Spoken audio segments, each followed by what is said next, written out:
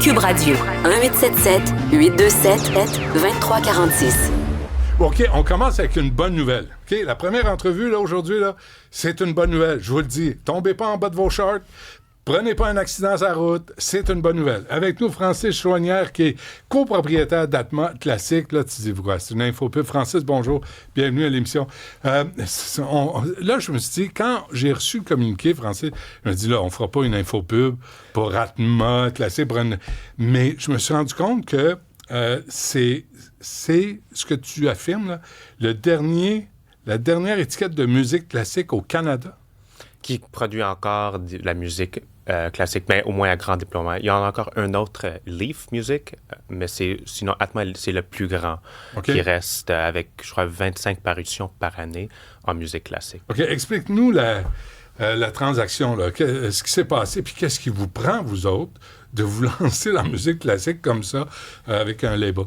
Bien, la musique classique, ça fait partie de mon core. En fait, le premier enregistrement que j'ai fait dans ma vie, c'était avec Atma. J'étais choriste à Saint-Andrew-Saint-Paul et c'était vraiment le premier projet. Donc, moi, j'ai jamais rêvé dans ce temps-là qu'après, je serais propriétaire du label.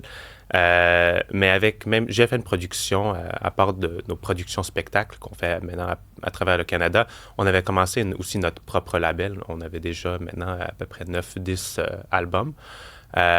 Et donc, on connaissait déjà un peu le milieu et on a vu cette opportunité. On a approché Atma pour cette acquisition. Guillaume et Denis, c'était un peu à la fin de leur carrière. Ils voulaient passer à d'autres choses. Et donc, c'était une super belle opportunité pour avoir cette synergie entre la production de spectacle, mais aussi les albums, parce que les deux... dans l'industrie du pop, c'est naturel. Charlotte Cardin, elle enregistre quelque chose, et après, elle fait une tournée. Dans la musique classique, c'est un peu séparé. C'est un peu...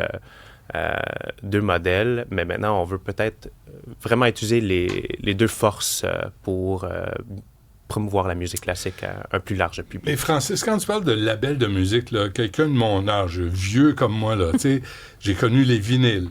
J'achetais un disque, là, il y a un artiste, tu sortais un disque, j'aime ce que tu fais, je l'achetais, puis il y a une partie des revenus qui venaient dans tes poches. Après un CD, la même affaire. Là, tout est en streaming, là. Alors, c'est quoi le modèle d'affaires pour une maison de disques? Disons, pour la musique classique, elle est quand même complexe parce que, comme on sait, les orchestres, c'est pas donné. Un enregistrement d'orchestre peut coûter jusqu'à 100 000 $.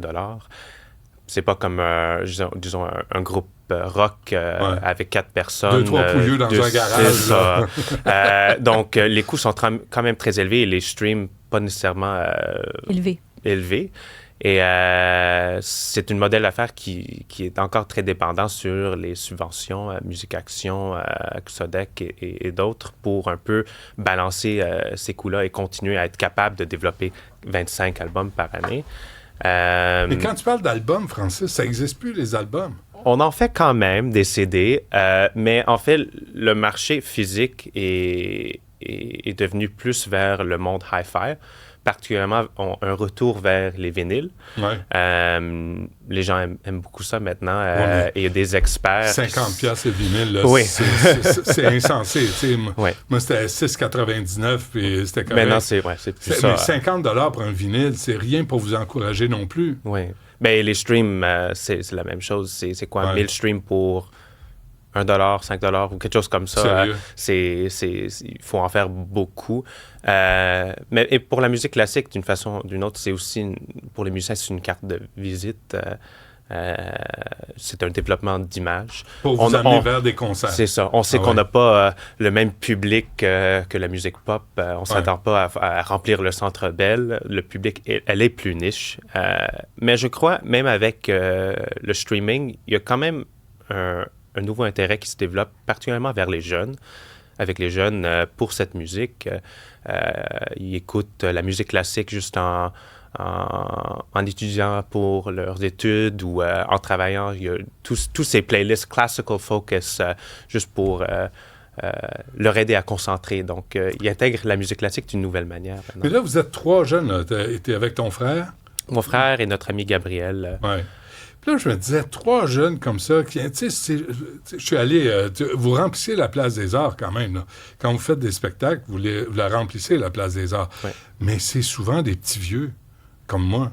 c'est vraiment tu sais, vraiment l'auditoire pour la musique classique, on dirait qu'il y a une génération qui n'arrive pas, là. Vous êtes, tu sais, puis je ne sais pas comment vous faites pour essayer d'aller chercher ces jeunes-là, puis jeunes, on parle de 30, 40 ans, là.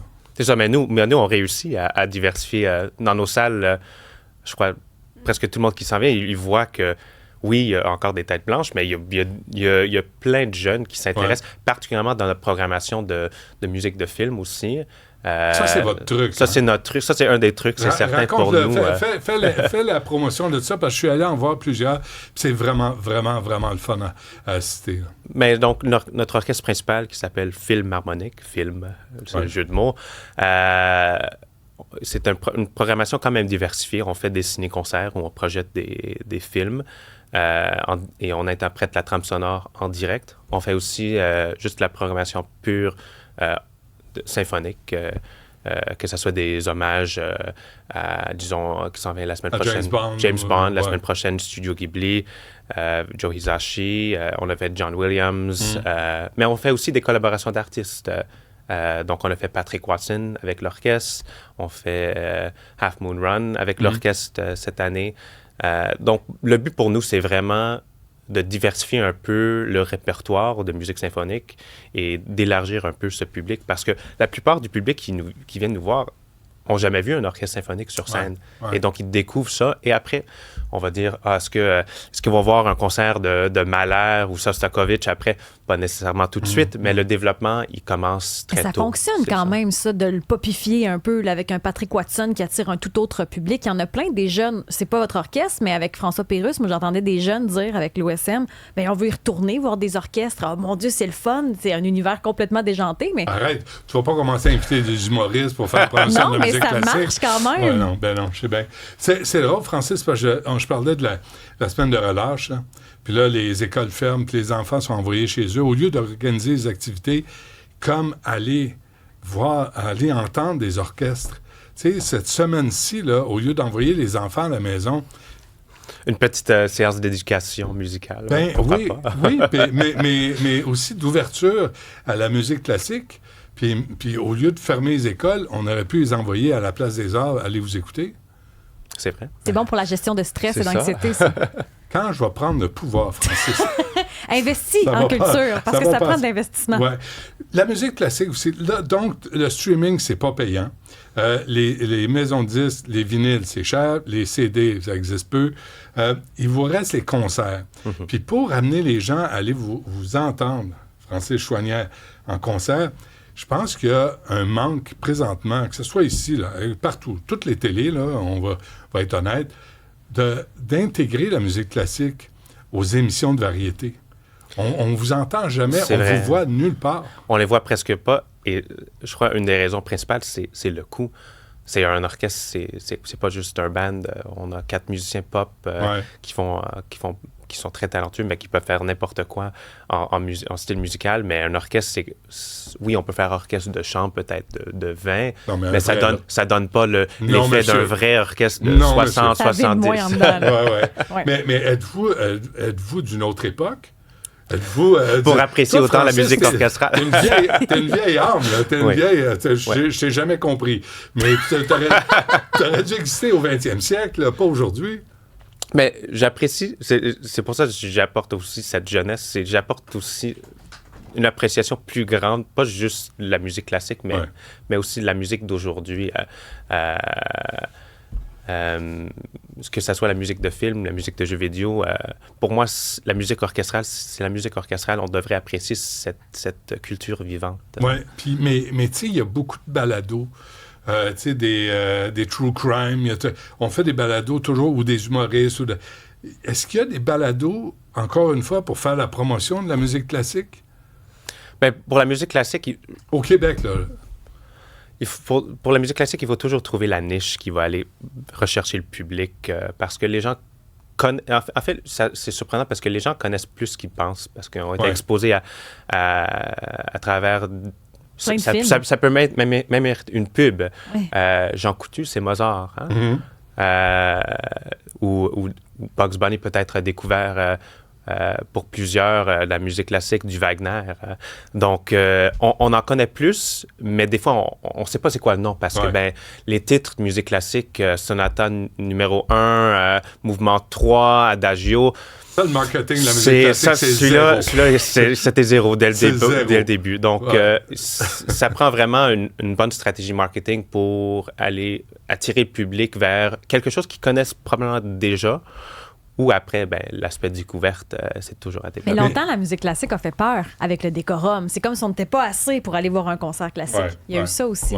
Là, je fais encore une fois un appel. Je pense à chaque fois que je te vois, je le dis, si vous voulez manger vos bonbons, pas pendant la pièce. Si vous voulez ouvrir votre petit pot de peppermint ou votre gomme, puis avant ou après, pouvez-vous attendre? J'imagine que tu les entends. On les entend, oui. Mais j'en ai vu à des spectacles où la dame, elle toussait et c'était tout un concerto? C'était une équipe parce qu'elle avait pas un Halls ou un cough drop. Et la vieille dame, 3 rangées plus loin, elle passait pour qu'elle puisse arrêter de tousser parce que, évidemment, tousser, c'est plus fort que d'ouvrir, mais en tout cas... Mais qu'est-ce qu'on a à tousser autant pendant un concert? Ça m'arrive même moi, des fois. Tu comprends? Des fois, t'oublies d'avaler et après, t'es comme, oh non, je peux pas faire tousser pendant une pièce? Ça m'est arrivé. Je t'ai viré, Francis. T'es dehors. Alors, c'est quoi le plan de match là, pour Atma, là, à court terme? Là? C'est quoi votre plan de match? Donc, Atma, évidemment, comme j'ai dit, il y a 25 parutions par année déjà. Les 2 années sont déjà planifiées. Ça fait longtemps, sont enregistrées et tout. Nous, c'est certain, on veut garder tous les partenariats des artistes qui collaborent avec Atma depuis les 30 dernières années. Il y a quand même une belle richesse là. On ne veut pas changer non plus l'identité, le corps de Atma, mais on veut aussi apporter juste une ouverture plus large au répertoire.